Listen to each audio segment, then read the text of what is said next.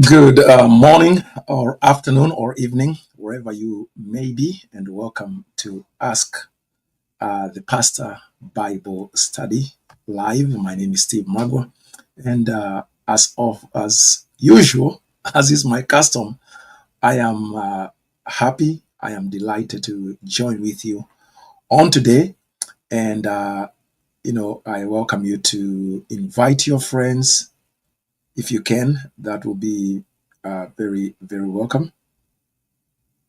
Um, Let me see if I can do that. Okay, so there is a very interesting debate that is going on in one of my networks on Facebook, and I was invited by some friends to comment on it, and it's going back and forth, and I think it's a good thing because it helps people to visualize things and crystallize things as the debate goes forth, because it's been very cordial. It's not one of those debates that you just hate to be a part of. So the question that is being asked, and that had been asked by a young lady called Nancy, is: did the old covenant end at the cross or at 70 AD? Did the old covenant end at the cross or at 70 AD? Now, I'm going to try and tag her, if I can find her, that is. If I can find her. Yes, I think that's her. Okay. And at the same time, I'm going to ask that those of you who do come in who are familiar with that debate or that discussion, or even if you're not part of that and you want to discuss, you want to participate, please feel very free to participate. All you got to do is participate in the comment section. That's where you got to do it. So if you're on YouTube, good day, Mike. G. D. Leon, I see you there. Joe Fisher, welcome, welcome, welcome. So those of you who are on YouTube, please write your comments in the comment section. If you're on Facebook, same. And if you're on Facebook, if you can highlight this so that others may be able to see it, that will be very helpful. Today it's working kind of different. I don't know why. Facebook changes its algorithm all the time. So anyway, what I want to do is I want to actually tag. Let me tag those people that I've been discussing this with. That way they can come on and have this discussion here if they so wish. So guys, give me just 1 second here, because I am going to tag them so that they can join us. Now, so I'm going to trust you guys to help me to spread the word. But of course, I'm just taking the time at the beginning so that there is time for people to come in. There is time for people to join in. So, did the old covenant end at the cross, or did the old covenant end at 70 AD, or is the old covenant still in force? Because I think that those three options are really the three options to consider. Did the old covenant end at the cross? Did it end at 70 AD, as most full preterists claim, as I claim? Or is it still going on, as Hebrew Israelites and the Jews and other peoples claim? Which one is the correct biblical position? Now, at the very onset, I want to say that I think that the wrong question is being asked. And when you ask the wrong question, you are more than likely going to receive the wrong answer. And what I've seen in the debates is that many people are giving the correct answer to the wrong question. So, in other words, what they are saying is factually, biblically correct, but it is not consistent with the question that is being asked. Okay, so the question is, did the old covenant end at the cross? And most people will come and say, Jesus fulfilled the law at the cross. Jesus fulfilled the requirements for the sin sacrifice at the cross. He said, it is finished, tetelestai, at the cross. And yes, It is correct what you're saying. He did say all those things, and there are enough verses to show that all the requirements that were required by the old covenant law concerning sin and condemnation were fulfilled at the cross. But notice that is not answering the question whether the old covenant ended at the cross. That is answering the question, did Christ fulfill the requirements of the law at the cross? I hope you can see the difference between those two positions. Because what is the old covenant? Let's begin there. So, because if you're going to debate and if you're going to discuss and if you're going to figure out whether the covenant ended, you have to figure out what is the covenant. What is the covenant? What does the covenant constitute? And what are the terms of its ending? How can you know it has ended? You see, as opposed to have the requirements of the covenant been met? Because you can meet the requirements of a contract, of a covenant, without ending it.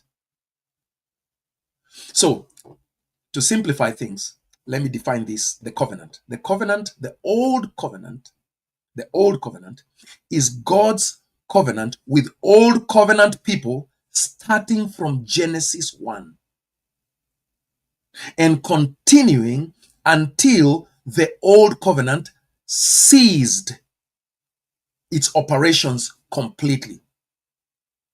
In other words, if I can put it in a biblical statement, the old covenant is from the creation of the first heaven and the first earth and the sea in Genesis 1, and it ends in Revelation 21 when the first heaven and the first earth and the sea passes away. That is the duration of the old covenant.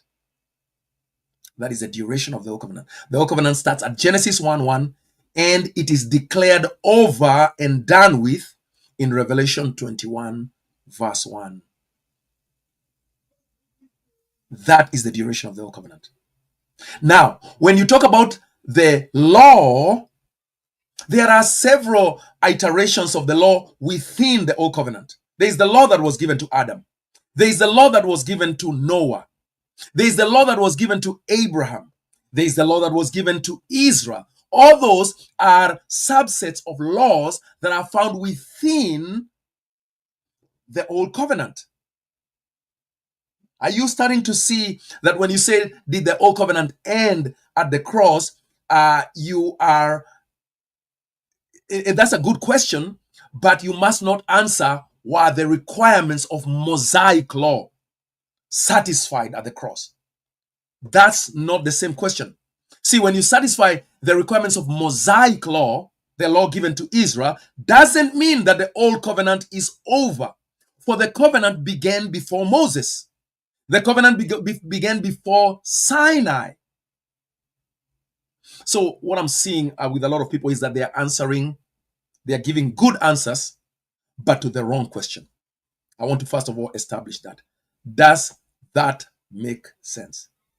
I want to make sure that this makes sense. Flora Janet Nankuni says, please also answer why we had the old covenant when it was not perfect. We will address that as we go. So, again, did the old covenant end at the cross? The answer to that has to be absolutely not, because the old covenant is what is established in Genesis 1:1. The Old Testament, the Old Covenant begins at Genesis 1:1 and it ends at Revelation 21 verse 1. And even when we talk about the law of Moses, did the law of Moses end at the cross? No. The law of Moses did not end at the cross. The law of Moses, particularly the requirement for a sin sacrifice, was fulfilled at the cross. But the law itself did not end. The law continued on according to its calendar and schedule as God had decreed. And because there are so many scriptures I can go to, I am only going to focus on a few because I want to show people that Christ did indeed fulfill the requirements of the sin sacrifice at the cross. There is no question about that. We cannot minimize that. We cannot try to make that smaller. We have to magnify that. That's what the apostles magnified, that Jesus Christ has paid the price. Let's look at a couple of scriptures. Number one, let's go to Galatians chapter 3. Galatians chapter 3. To stage. Okay, there we are. Let's go to Galatians chapter 3, if you will. So I'm going to try and make this as short as possible, but of course, I also want your participation. So Galatians chapter 3, let us go to verse number 13. Christ redeemed us. Now, of course, the us here is the Old Testament people, not us, not you and I. We were not there. Christ redeemed us from the curse of the law. Of course, we were never under the law. So it's the Old Testament people, particularly Israel in this case. Christ redeemed us from the curse of the law by becoming a curse for us. For it is written, cursed is everyone who is hanged on a tree, so that in Christ Jesus the blessing of Abraham might come to the Gentiles. So do you see how Paul, in declaring that Jesus has satisfied the curse of the law, he takes it back to Abraham. So he says the law does not start with Moses. The curse of the law does not start with Moses. It goes at least as far back as Abraham. And if really we go to the technical side of it, the curse of the law started in the garden. Genesis chapter 3. In the day that you eat of the tree, you will die. That's the curse of the law. Because when you come to Genesis chapter 3, it says the ground is cast on the account of you, and because you have eaten from that tree of the knowledge of good and evil. So that's why you must understand that the covenant begins in Genesis. It begins at the creation of heaven and earth. And heaven and earth in Genesis chapter 1 is not the temple in Jerusalem.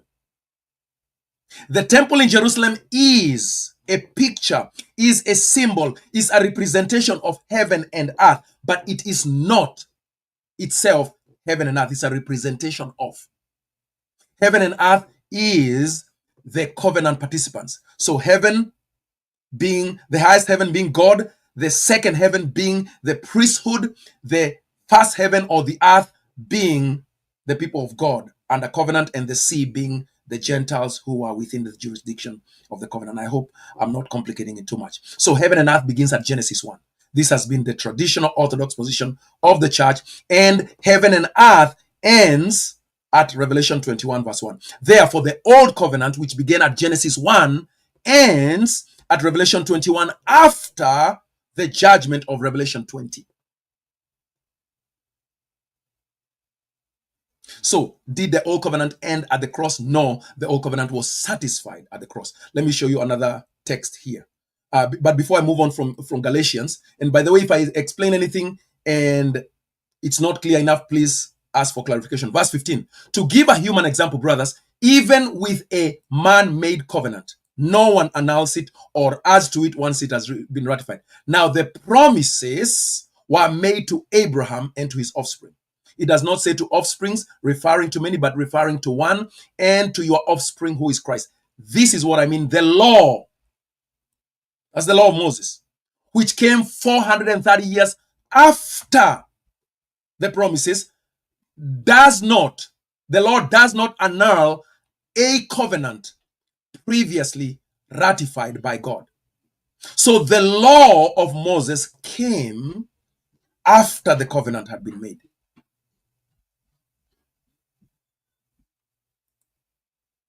The law was added to the covenant. The law is not the covenant. The law is part of the covenant. Did you see that? The law which came 430 years afterward, which does not annul the covenant previously ratified by God, so as to make the promises void. For if the inheritance comes by the law, it is no longer by promise, but God gave it to Abraham by a promise. Why then the law? Why was the law added? It was added, the law was added Why was it added to the covenant? Because of transgressions. Until the offspring should come to whom the promise had been made, and it was put in place through angels by an intermediary. So it is. So do you see that the first thing you have to do is to reframe the question or clarify the question? Because many people, you ask them, did the covenant end at the cross? They say yes, but what they are saying is that the law was satisfied. The condemnation of the law, the charges of the law were satisfied at the cross. Yes, but the covenant was not about the law. The law was added to the covenant. So did the covenant end? The covenant was given to Abraham. But the covenant that was given to Abraham had already been given to Noah. The covenant that was given to Noah had already been given to Adam. So the covenant begins with Adam. The covenant begins with Adam. And therefore, when you ask whether the covenant ended at the cross, you are asking whether the Adamic order ended at the cross. The Adamic order is that which lived under the first heaven and the first earth and the sea in Genesis 1. Adam comes into existence in Genesis 1. Christ came to bring to an end that which began at Adam. Did what began at Adam end at the cross? And I am saying no, it did not. Because Revelation 21 says it ended after the judgment of Revelation 20. Let's go to another text. Let's go to Colossians. So we want to show that indeed Christ fulfilled the requirements of the law, but the covenant did not end. Those are two different issues. Those are two different matters. So Colossians chapter 2. Because I think a lot of times people are not really sitting down to really think about what is being discussed and what is being asked. So Colossians chapter 2, I'm going to pick it up here at verse number... let's begin at verse 11. In him also you are circumcised with a circumcision made without hands, by putting off the body of the flesh by the circumcision of Christ, having been buried with him in baptism, in which you also were raised with him through faith in the powerful working of God, who raised him from the dead. And you who were dead in your trespasses and the uncircumcision of your flesh, God made alive together with him, having forgiven us all our trespasses, by canceling the record of debt that stood against us with its legal demands. This he set aside. So notice what he canceled. By canceling the record of debt. It doesn't say by canceling the law. He says by canceling the record, the charges of debt, the indebtedness. He is canceling the tickets that have already been issued to the lawbreakers. By canceling the record of debt that stood against us with its legal demands, these he set aside, nailing it to the cross. So what did he nail to the cross? Not the law. He did not nail the cross to the law. He nailed the record of debt, the condemnation that was already pending to those under the law. We shall see that shortly. So he canceled the record of debt that stood against us with his legal demands. This he set aside, nailing it to the cross. He disarmed the rulers and the authorities and put them to open shame by triumphing over them in him. So did the covenant end once he nailed the record of debt? No, he paid the debt. He paid the debt.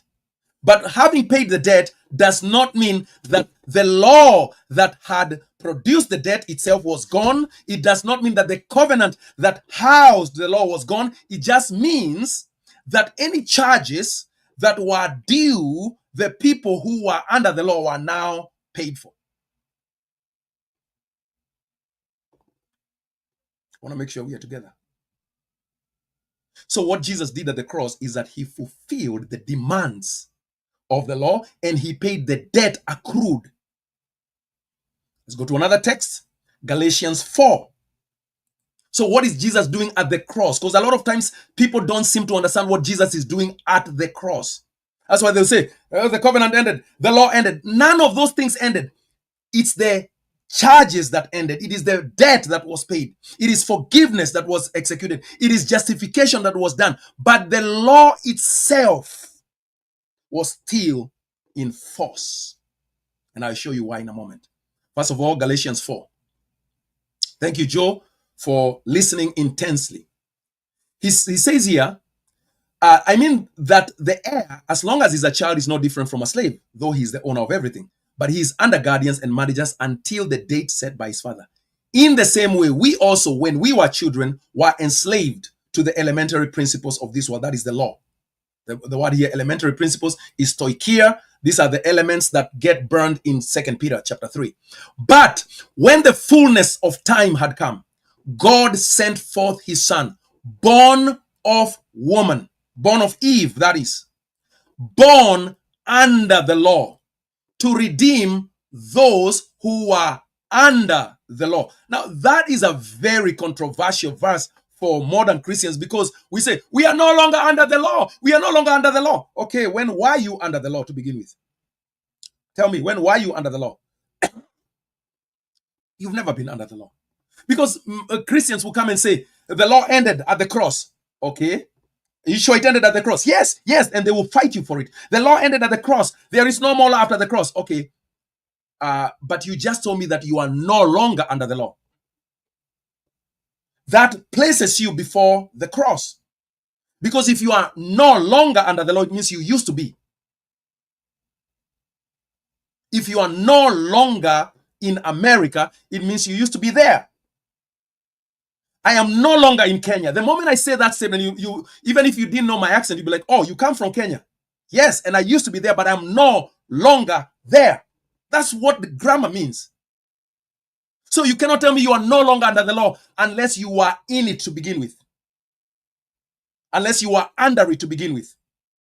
So learn your English grammar, or your Greek grammar, or your Hebrew grammar, whatever grammar. Learn how to use language. Learn how to pay attention to the words. So the writer of Galatians says that he came to redeem those who were under the law. That's Old Covenant people. So that we, and Paul is part of them, he used to be in the Old Covenant, he was in the Old Covenant, so that we might receive adoption as sons. And because you are sons, God has sent the Spirit of his Father into our hearts, crying, Abba, Father. So you're no longer a slave, but a son, if a son, then an heir through God. Now the heir, the inheritance part, that was not given under the law. We've already seen that in Galatians 3. The inheritance was promised to Abraham. But the inheritance was not first promised to Abraham. The inheritance was promised first to Adam. The inheritance was first promised to the woman, your son, your seed. The inheritance is in Genesis 3:15. So the inheritance is declared at the very beginning of the Bible. That's where the covenant begins. The law is added in order to isolate sin, in order to deal with sin conclusively. That's what the law is about. The law is not the covenant. The law is a tool of the covenant. Which covenant? Old covenant. The law is a tool of the old covenant. It comes later because sin already exists within the covenant. Now let's run over to Romans. If I'm moving too fast, please tell me. I don't want to move too fast. Right now, I'm trying to show you that Jesus indeed did fulfill the requirements of the law. But that did not end the old covenant, and it did not end the law either. It paid the debt of the law. It did not stop the law. It did not bring the law to cessation, because the law was established with a specific schedule of time. Romans chapter 5. Let's establish that the covenant that Jesus was coming to fulfill does not begin with Israel. So Israel only people, you are about to be disappointed. So Romans chapter 5. Let's just begin here. Therefore, since we have been justified by faith, we have peace with God through our Lord Jesus Christ. Through him, we have obtained access by faith into this grace in which we stand and rejoice in the hope of the glory of God. So there is something they are hoping for. There is something that is not yet done. Not only that, but we rejoice in our sufferings, knowing that the suffering produces endurance, and endurance produces character, and character produces hope. And hope does not put us to shame, because God's love has been poured out into our hearts through the Holy Spirit who has been given to us. For while we were still weak, at the right time, Christ died for the ungodly. For one will scarcely die for a righteous person, though perhaps for a good person, one would dare to even die. But God shows his love for us in that while we were still sinners. Who? Them, not us. Why were they sinners? Because they had transgressed the law. 1 John 3:4. Sin is a transgression of the law. Which law? At the particular time Paul is speaking is the law of Moses, which was added to the covenant in order to isolate sin and cut it off like a cancer. Sin was there from the beginning. We are about to see that. So, since therefore we have now been justified by his blood. So justification happened at the cross. But justification does not do away with the law. It does not do away with the covenant. Since therefore we have been justified by his blood, much more shall we be saved. From what? Much more shall you be saved from what, Paul? What is Paul telling the Romans they will be saved from? So let me introduce here an aspect of the covenant and of the law that you need to know.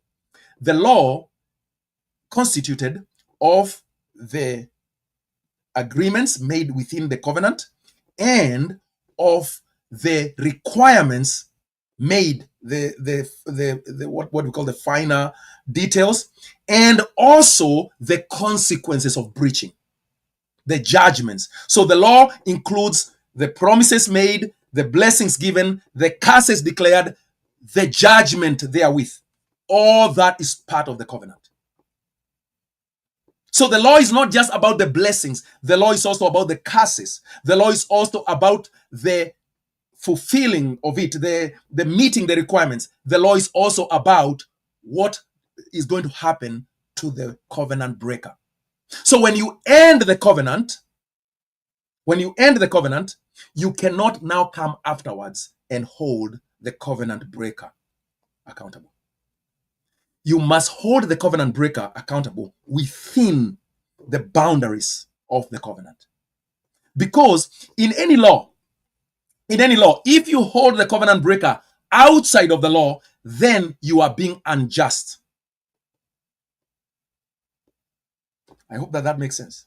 In other words, today, right now, I live in the United States of America, in the state of Missouri. If I broke the law 25 years ago in Kenya, if I broke the law 25 years ago in Kenya, when I was living Kenya or before I left Kenya, the law of Kenya has no jurisdiction over me because I live outside of it. And of course, there would have to be, we would have to read the specific terms of the law, because there is what is called the statute of limits. The time, how long does this law go on for? Many of the laws go on for 7 years. That comes right out of the Bible. The statute of limitations expires after 7 years in most jurisdictions, which means if I committed a crime in Kenya 26 years ago, for the most part, apart from an extraordinary condition, the statute of limitation already expired. I can no longer be held accountable, even if I was to go back to Kenya, because the statute of limitations has run out. But in any case, the Kenyan law has no power to come into the United States and get me. But if for instance, there is an agreement between Kenya and America for, what do they call it? Whatever they call it in the law, then at that time I committed the law, Kenya could have run to America and said, hey, that you have a criminal that has just run into your country, and since we have a mutual agreement, you need to arrest him under your law and you need to deliver him to us so that we can hold him accountable to the law. You cannot be held accountable outside of the jurisdiction of the law. Why is this important, what I'm bringing forth? If the law ended extradition, thank you, Grady. English is my second language, maybe third, third language, right? Because I have to start with my mother tongue, then Swahili, then English. It's a good excuse. It's lame, but it's good enough, right? It just won't. My grammar teacher in high school won't allow me because he says, you know this word well enough. So anyway, therefore, if a law ends, if the limitation of the law ends, you cannot operate the judgments of that law outside of that law. The law must operate within itself. So if the law ended at the cross, there cannot be any judgment after the cross based on the law. Because I've seen people in the debate that we've been having, they say, well, yeah, well, Christ ended the law at the cross, but the judgment in 70 AD was a sign that the law ended at the cross. I'm like, what? Wait a minute. So he ended it at the cross. Yes. He fulfilled it at the cross. Yes. He all the requirements of the law were fulfilled there. Yes. Then why is anyone requiring anyone else to be judged 40 years later? Based on what? That is ignorance of legal matters. That is ignorance of illegal matters. You cannot hold someone accountable after a law has ended because there is no jurisdiction. There is no force of law to execute a judgment of the law once the law has ended. So therefore, those people who claim that the law ended at the cross at 30 AD or 33 AD, whichever date you choose, then you cannot have a judgment after the end of the law. You need to know that. So Christ did not end the law. Christ did not end the covenant. What he did was, because he's a genius, and our God is a genius, he went ahead of time and paid the fine. Some of you have been to the court. I have. Some of you have broken some laws. I have. Fortunately for me, it has not been a very, very serious law. The most serious law I ever broke was drunkenness, DUI, back in 20 years ago, before I knew Christ and before I had self-control. So I was arrested for driving drunk in the state of Maryland. So now I can laugh about it. It was not a laughable matter that night. That night, under the law, when the policeman stopped me, he said, according to the statute of Maryland, according to this code, I am arresting you. And he arrested me because the law was still in force. And then he put me in the back of his police car and he drove me to the police station and he had my car towed. And when I arrived at the police station, they put handcuffs on me and they handcuffed me to the wall.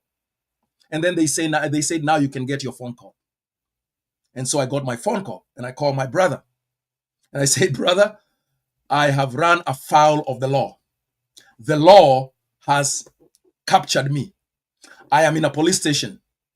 You need to come and pick me up. And of course, my brother, being the gracious man that he is, he came and picked me up because the law required that somebody who is not drunk must come and pick me up. So he came, signed me out, picked me up, but I had a ticket as I left that place. You change lanes, you are erratically driving on the road.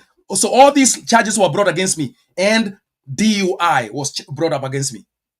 Now, I want you to see, because I'm not just giving you this testimony, I want you to see now, can you imagine if during that time that I am going through that process and I have to find a lawyer and I have to go through the case, what if something happened drastically that ended the law of Maryland?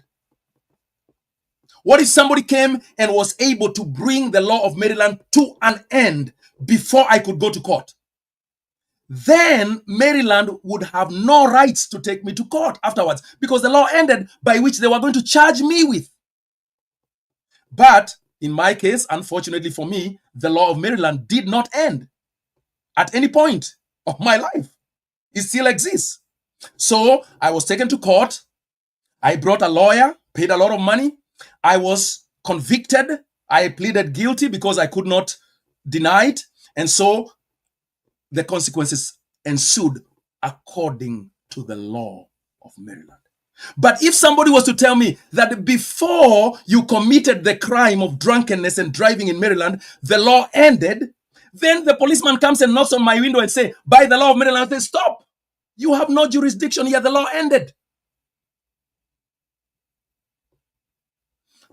In the same way, I've gotten lesser tickets. I'm driving fast. I get stopped. The policeman says you are driving 80 in a 60 zone. So therefore, I'm giving you a $120 ticket. You can either pay it now or let's meet in court where you will go to plead why you think you should not be charged. So now I want you to understand what happened at the cross. If I decide to pay the ticket now, even though the court case is in October, when I pay it now, I have fulfilled the requirements of that law. I have paid the debt. I am now justified. I am now, it's not forgiven in this case. I have paid it.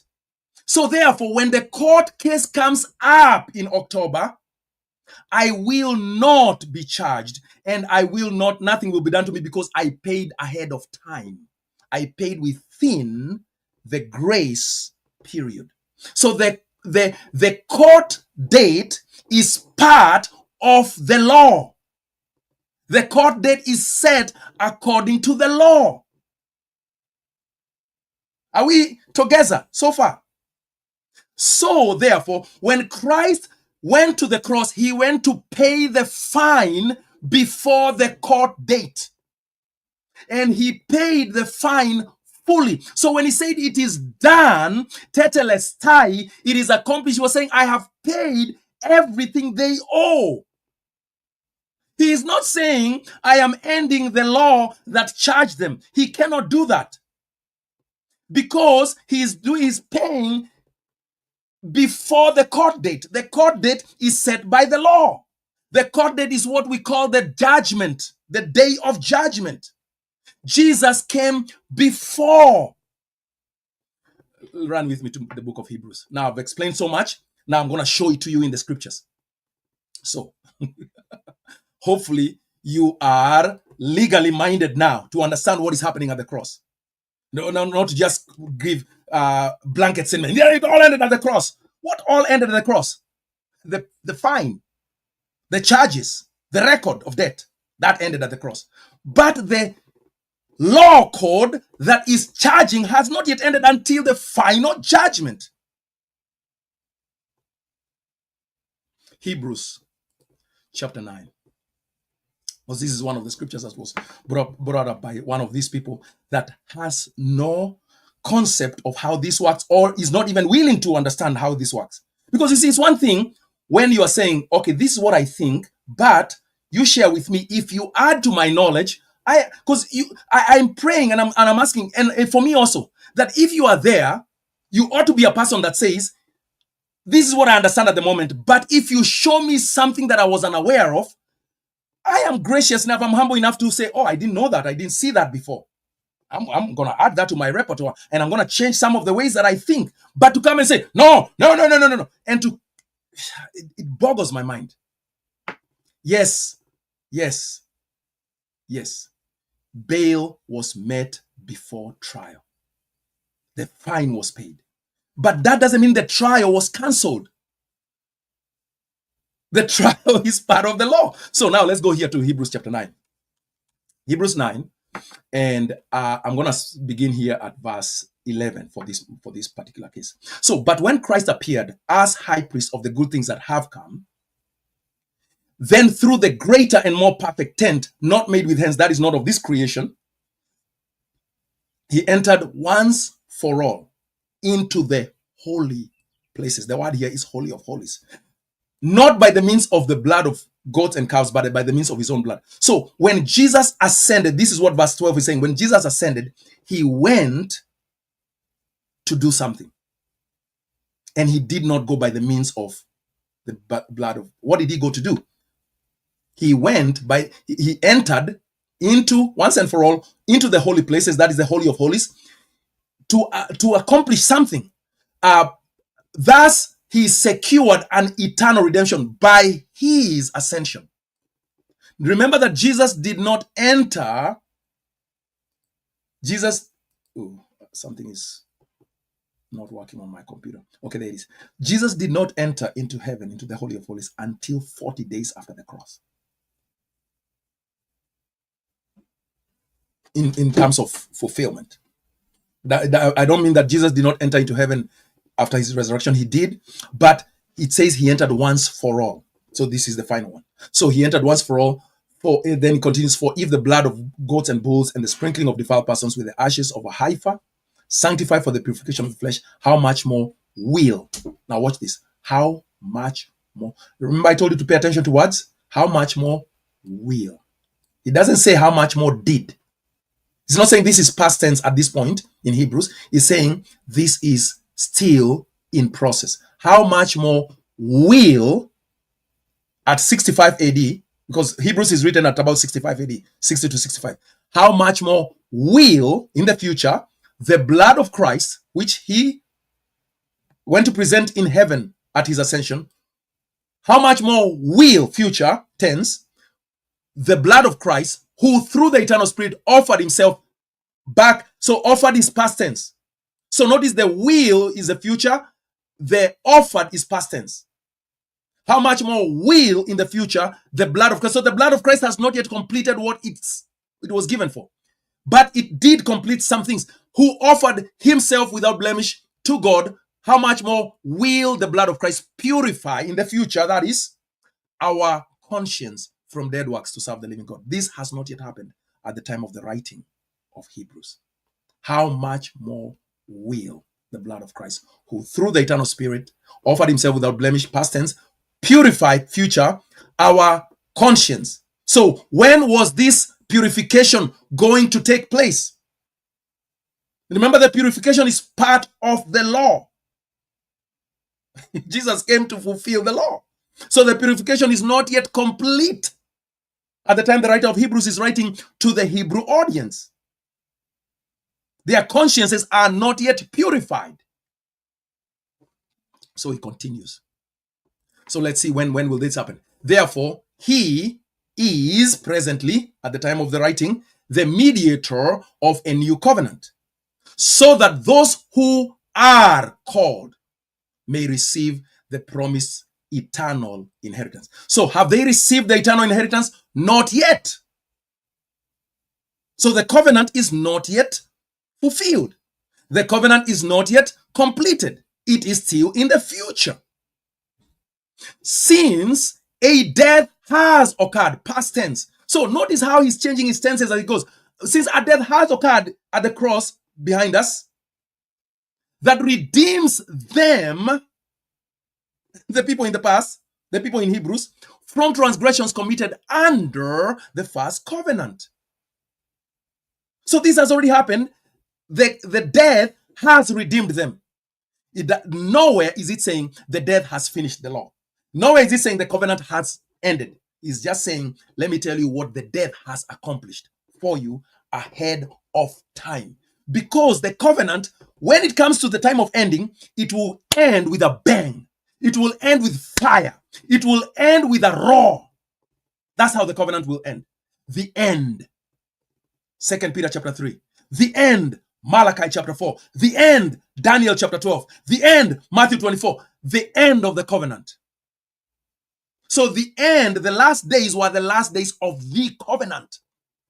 Not the last days of time, not the last days of the universe, but the last days of the covenant. So Jesus comes ahead of time and pays the debt, pays the ticket. So that on the day of judgment, which is within the jurisdiction of the covenant and of the law, those who had trusted in him ahead of time would not be judged together, would not come under the wrath of the covenant on the day of covenantal wrath. How can the covenant end before the day of wrath? That is ridiculous.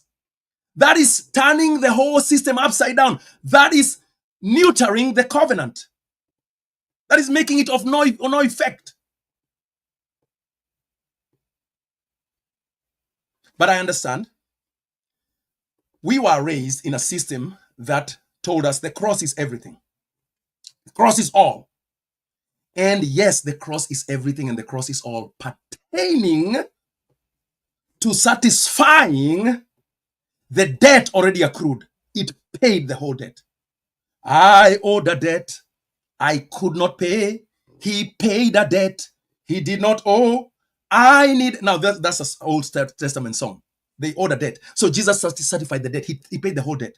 But the law that was demanding that the debt be paid remained in force. I'm going to show that to you in a moment, but I want to show you something here. For where there is a will involved, so he gives an illustration to explain this. For where there is a will involved, the death of the one who made it must be established. So if I make a will, so let's break this down. If I make a will, because now I'm a father, I have a wife, I have children. If I make a will, do the requirements and do all the things I write in the will, do they end on the day I die? If I make an agreement with my son or with my daughters, with my wife, this is what I want when I die, this is what I need to be done, this is why I'm doing it, this is how everything is going to be carried out to the end. Does my will end and all its requirements, do all the activities of my will end on the day I die? Or is that when they begin? Think. When a will is written, the Old Covenant is God's will for Old Covenant people, and it is a will of how they would receive all the promises made under the Old Covenant. So when Christ died, is that the end or is that the beginning?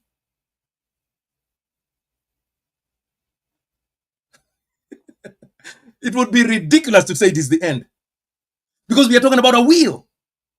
What if you went to an executor's office and says, your father wrote a will, but since he's dead, it's now over? What is over? No, it's over. Everything is over. No. What he put in place has just begun. It has been now executed by his death. It has been put into action. So a new covenant is put into action, but the old one must end.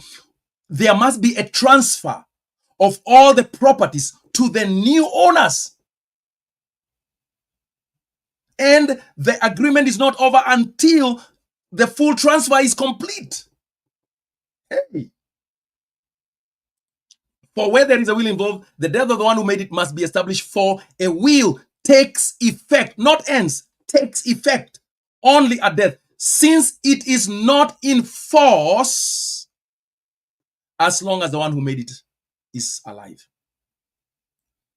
So long as Jesus is alive, the part of the will that is dealing with how inheritance was to be passed on to his people was not yet in effect. This was not the end, it was the beginning. Therefore, not even the first covenant was inaugurated without blood. For when every commandment of the law had been declared. What? When every commandment of the law had been declared. How many commandments of the law? When every. How many commandments? Every. So did all the commandments of the law stop at the cross? End at the cross? Ridiculous. And I'm saying that in grace. In other words, I'm trying to awaken your mind and say, oh yeah, that makes no sense to say that. All the commandments of the law? Well, let's count the ways. Let's count the ways. At the cross where I first saw the light and my burden rolled away, what happened? Christ fulfilled to the minute, to the detail, the sacrifice of Passover. He was examined for 4 days. He was found without blemish by all the authorities. The Pharisees could find no blame in him. Herod could find no blame in him. Pilate could find no blame in him.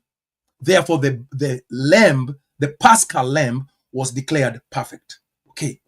Then it was killed. It died at 3 p.m. exactly when God said at twilight, kill the Paschal lamb.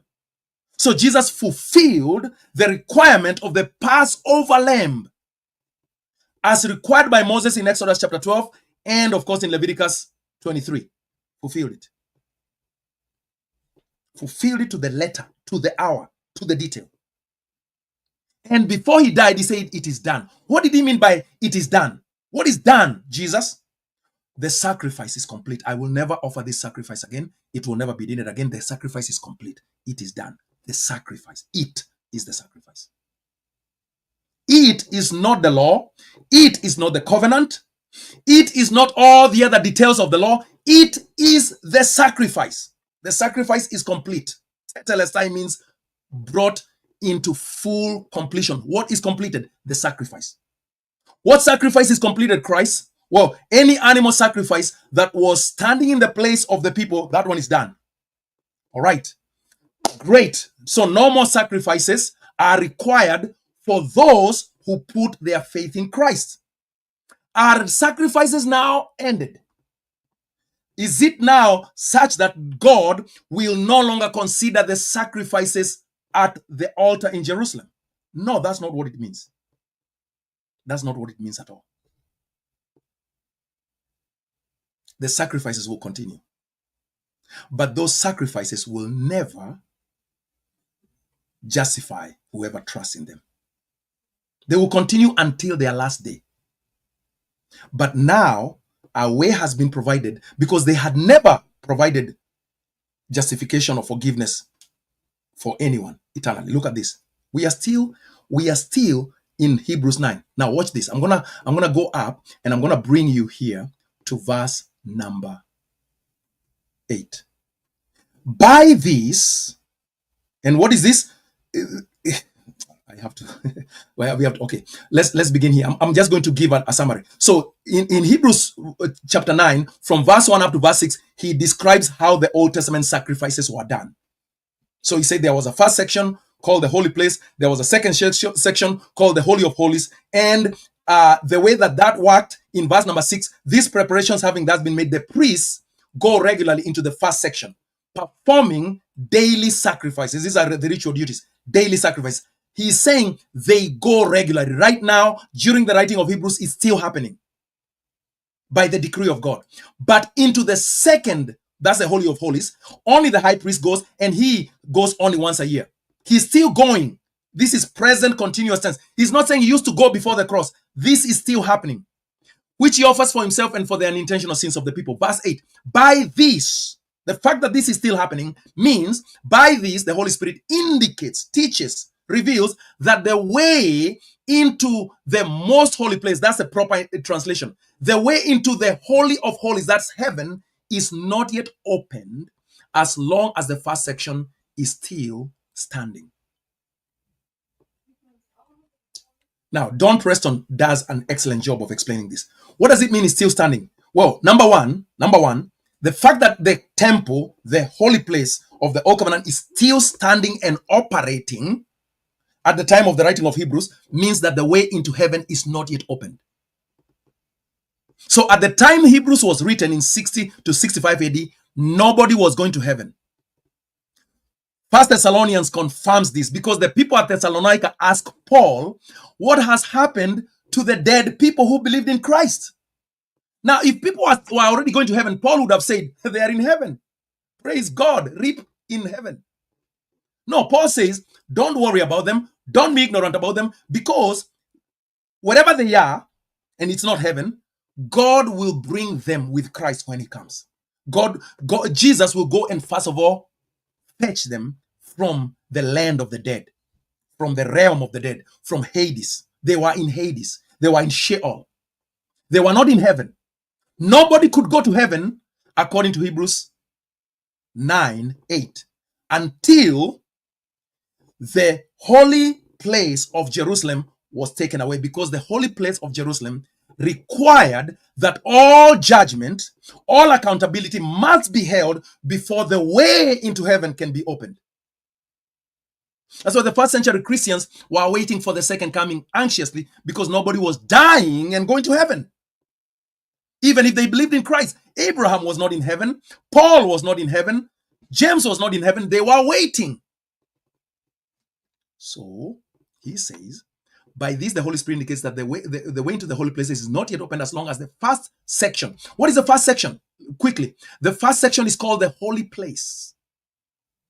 Look, for a tent was prepared, the first section in which the lampstand and the table and the bread of the presence, it is called the holy place. He says in verse number 8, as long as the first section is still standing. Now, this is what Don Preston supplies, which is beyond even what I've taught myself.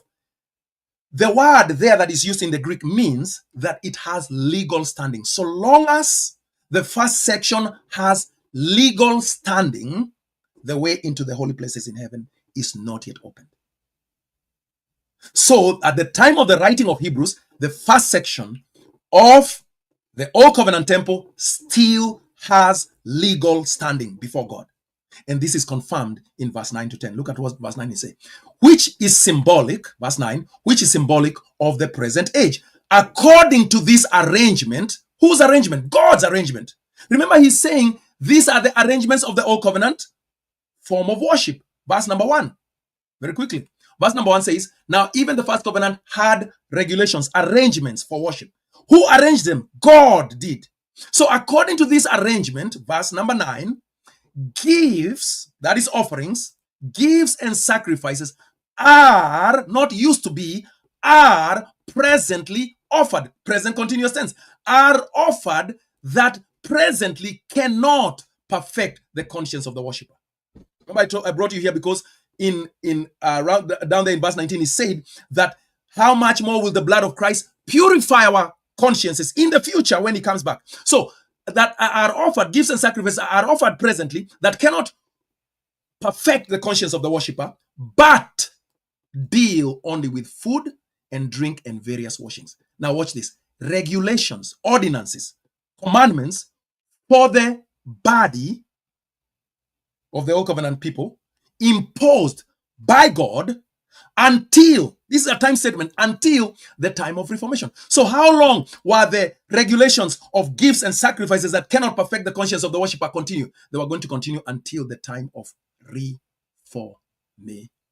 Reformation of what? Well, the reformation of the covenant. A new heaven and a new earth. So gifts and sacrifices must continue to be given legally in Jerusalem by the Levitical order until the time of Reformation. Until the time of Reformation. That's what the text says. But you see, many people who run to Hebrews 9:13 and so, they neglect to read verse 1. You must read the whole text. You must understand what it's saying. It's a legal document. It is telling you the jurisdiction. It is telling you the duration. It's telling you the protocols. It's telling you the authority it has, and on whom it has, and how, and when, and where. But if you just run cherry picking verses, you're going to end up with a mess. You can't just do that. I hope you don't do that. So he says this cannot happen. This cannot happen. The way into the holy places is not yet open so long as the first section is standing. The Jerusalem temple was still standing in 65 AD when Hebrews is being written. The gifts and sacrifices are still being offered, and they must continue according to the regulations imposed until the time of Reformation. Jesus himself in Matthew 19 says the time of Reformation is at the second coming. The restoration of all things. The Reformation. Acts chapter 3, Peter, when he's preaching after healing the lame man, he says Christ must remain in heaven until the time of Reformation. Is this helping somebody? Is this helping somebody?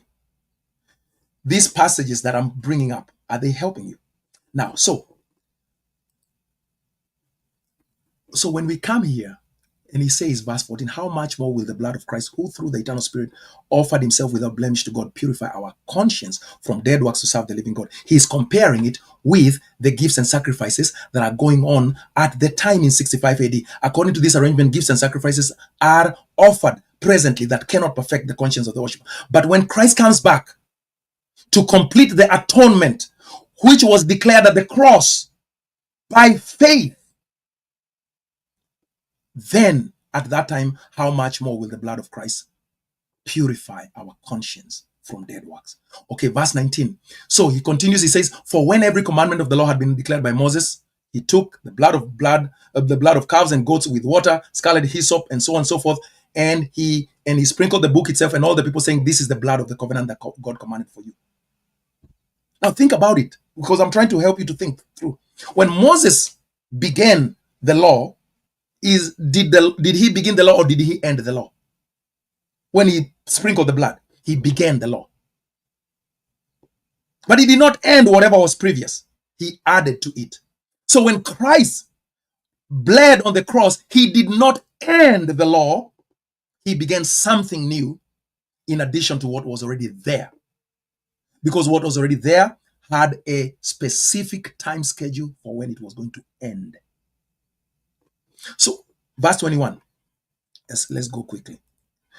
And in the same way, he sprinkled the blood with the blood, both the tent and all the vessels used in worship. Indeed, under the law, almost everything is purified with blood, and without the shedding of blood, there is no forgiveness of sins. Thus, it was necessary for the heavenly copies to be purified, for the copies of the heavenly things, rather, not for the heavenly copies. It is necessary for the copies on earth of the heavenly things to be purified with these rites, with these rituals during the time of the Old Covenant. But the heavenly things themselves with better sacrifices than this. For Christ has entered. Now look at, he changes the tense again. Now it's no longer past tense. For Christ has entered not into holy places made with hands, which are copies of the true things, but into heaven itself. Now, at the time of Hebrews, to appear in the presence of God on our behalf. Whose behalf? Their behalf. Not ours. Theirs, because they are under the injunction of that law. The judgment is about to come. Hebrews 10 will tell them. The day is approaching when the wrath of God is about to be poured out under the rules of the covenant. The covenant is not yet over, nor was it to offer himself repeatedly as the high priest enters the holy places every year with blood not his own. For then he would have had to suffer repeatedly since the foundation of the world. But as it is, by the way, the foundation of the world there is the cross. It's not Genesis. But let me leave that alone. But as it is, he has, this is the verse I want you to see, he has appeared once for all at the end of the ages to put away sin by sacrifice of himself. That's what Christ was doing at the cross. Christ was putting away sin, not the law, not the covenant. He was putting away sin. It's a difference. There's a big difference. He was paying the ticket. He was paying the fine. He was serving the sentence before the day of sentencing on behalf. He was not doing away with the law because the day of sentencing was still ahead. It was still in future of him when he did this. He was not doing away with the law. He was paying the debt. So that those who did appreciate him and receive the receipt from him and say, so in other words, when after this, after the cross, whoever believed will be given a receipt. And I'm just, dramatizing this. Here is your receipt.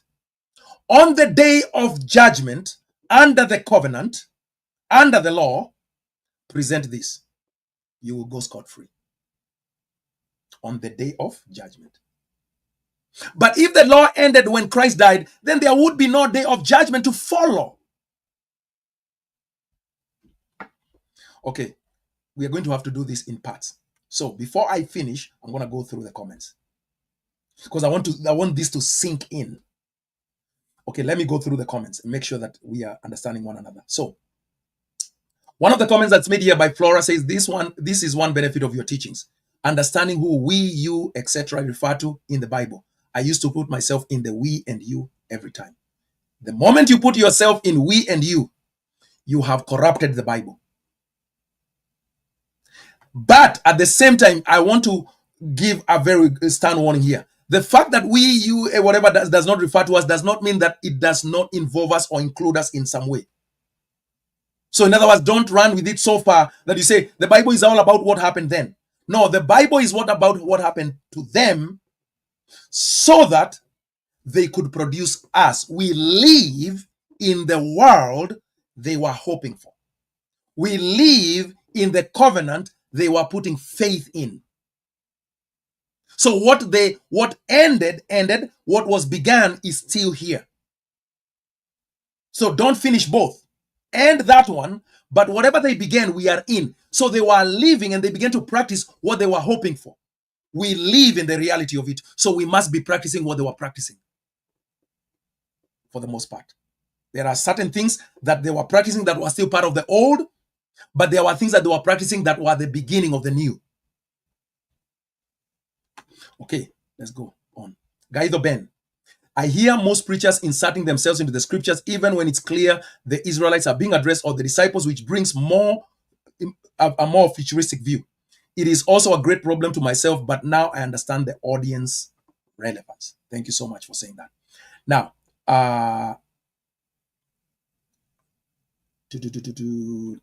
let's see. Jefferson Mwambu says this is an eye-opener. Praise God for that. Flora earlier on emphasizes where I say transgressions committed under the first covenant. Yes, the first covenant ended not at the cross. The first covenant's debt was paid at the cross, but the first covenant itself ended after the day of judgment in AD 70. I will deal with that in part number 2. Robert Knoll comments and says, the time of the end, not the end of time. We emphasize that very much here. The Bible never speaks about the end of time. The Bible always speaks about the time of the end, and the end in view that was ending was the end of the old covenant. So what we call the doctrine of the end times is the doctrine of the time of the end of the old covenant. That's very important to understand. Okay, Grady, my friend. But Yeshua did die to bring the new covenant into effect. Absolutely. Absolutely. No question. That's what Hebrews 9 just showed. The new covenant started at the cross. It started to be established at the cross. Let me put it that way. The new covenant started to be put in place. Because for a covenant to be put in place, it took time. Because a covenant was a very complex thing. It has many moving parts. So it took time to put it in place, to build its temple, to build its altar, to gather together its participants. Then when the covenant was fully ready, then it would be inaugurated officially. So in other words, Grady, the best illustration that I like to give is the illustration of the political elections that we hold in our countries. For instance, in the United States of America, the election is always held on November the 3rd of the election year, presidential elections. On the night of November the 3rd, a new president is elected. He becomes legally, officially, the new president-elect. He does not become the reigning president. He does not become the operating president. He becomes the president-elect. The outgoing president does not cease to be the president the night that we elect a new president. Rather, both the president and the president-elect exist together in what is called a transition of power period. A date is set in which the president-elect will become officially, legally, the reigning president. And that is the same day that the current president will leave office. In the same way, when Christ died on the cross, he became the high priest elect. When Jesus died on the cross, he became the high priest elect. And his saints became the elect priests. But the high priest that was already in Jerusalem did not get fired on the day that Jesus Christ died. And the Levites in Jerusalem did not get fired on that day. Rather, there was going to be a transition of power. Now, transition of power can either happen voluntarily or very violently. As we saw in 2020 when Donald J. Trump was defeated by Joe Biden in the November election and he refused to hand over. And so there was a very violent period there between November and January 20th. So that 2020 was a good illustration of what happened between 30 AD, between the new high priest elect Christ and the old high priest Caiaphas and his successors, because they refused to hand over. And so because they refused to hand over, the final days, the last days of the old covenant priesthood was a very violent one because they refused to hand over. So God had to send an army to uproot them from Jerusalem, to scatter them, and to dissolve them in order to end their covenant, in order to end their law. So it's important to understand that illustration. So the covenant did begin at the cross, but the old did not end. So yes, his death did initiate the new covenant. He didn't die again in 70 AD. No, he didn't die again in 70 AD. Rather, in 70 AD, he came to inaugurate his eternal kingdom. He reigned from heaven for 1,000 years, 30 AD to 70 AD. It's a symbolic 1,000 years. But he reigned under the first heaven and the first earth. He was not reigning under the new heaven and the new earth. That's why when you read 1 Corinthians 15, Grady, it says he must reign until he has put all his enemies under his feet. Who are his enemies? It's the Old Testament usurpers. So he reigns within their covenant. He reigns above them because God has exalted him highly. But when he brings them to an end, now whatever he has been establishing, now he puts it into effect. Inauguration Day was 70 AD. Got it? Hopefully you got it. All right. Hello, Paul. Greetings to you. Grady says, but the veil was torn at the cross. Yes, the veil in the outer court. Grady, there were two veils. You know the temple well. I know you know the temple well. How many veils were there in the temple, Grady? How many veils were there in the temple? Was it only one? What, does the Bible say two veils were torn? It says only one veil was torn, and it was seen by the people outside. So if there were two veils in the temple, one from the outer court going into the holy place, and another one from the holy place going into the outer court.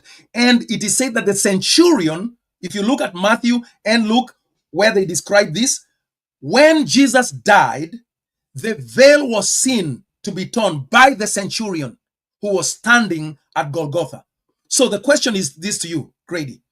Which veil did the centurion see tearing from top to bottom? Is it the one from the outer court going into the holy place, or is it the one from the holy place going into the Holy of Holies? It's obvious. Because if the veil that was torn was the one inside the holy place, nobody saw it. Because the other one was covering the entrance to the temple. So only one veil was torn at the death of Christ. The one from the outer court to the holy place. That's why, because the veil from the outer court to the holy place was the barrier between the common Israelites and Gentiles who are worshiping in the temple in the outer court and the priests, the sons of Aaron. So by tearing the first veil, he was opening the way for a new priesthood. But the second veil was not torn at the cross. The second veil was penetrated at the ascension. Hebrews chapter 9. The second veil was penetrated when he entered into the holy places in heaven. And when the high priest entered into the holy places on the Day of Atonement, Leviticus 16, he did not come out and present himself to the people until the atonement was complete. So when Jesus died on the cross, he began the atonement and he continued in the atonement until he entered in the ascension and continued the atonement until the second coming. When he appears the second time, he was coming to tell the people it's complete now. It's all done. That's why Revelation 21 has another, it is done. So there is an it is done at the cross, and there is an it is done in Revelation 21. Why? Because the first it is done is saying the sacrifice is made. It will never be done again. But that does not mean all the processes are completed. In Revelation 21, it's saying all the processes are completed, including the judgment. The covenant, the old covenant is over. The new covenant is now forever in place. Okay, next. John Lawrence in India says, we are spreading the truths over all over India. Love you, Pastor. I need your support and prayers. You have it. Everything I can do, I will offer. Now, for futurists, Arrow says, and Arrow, I was so glad to meet you in Montana.